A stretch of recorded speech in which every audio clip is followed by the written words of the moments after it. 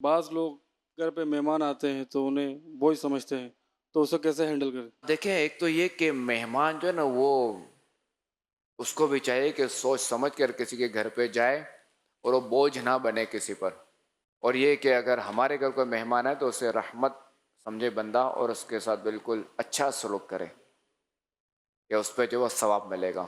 تو بوجھ نہیں سمجھنا چاہیے مہمان کو. اب یہ کہ مہمان اگر بستر ہی وہیں لگا لے، یا تو یہ کہ گھر ٹھیک ہے بڑا ہو پھر بھی بستر وہیں لگا لے، گھر چھوٹا ہے، اب مہمان وہ 1-2 گھنٹے رک جائے اور یہ ساری فیملی پریشان ہو جائے، تو اب تو ظاہر ہے کہ سیدھا سیدھا یہ بوجھ ہی اور کیا یہ آزمائش میں آ گیا نا بندہ.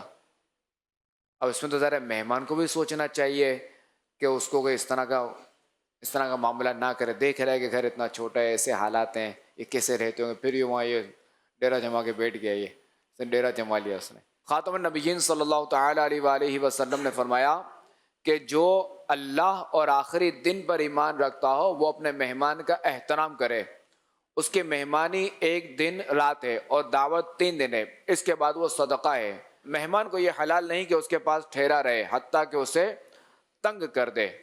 مفتی احمد یار خان نعیمی رحمۃ اللہ تعالی علیہ ایک مقام پر مرقات المفاتیح کے حوالے سے نقل فرماتے ہیں، پہلے دن مہمان کے لیے کھانے میں تکلف کر، پھر 2 دن درمیانہ کھانا پیش کر، 3 دن کی بھی مہمانی ہوتی ہے، بعد میں صدقہ ہے.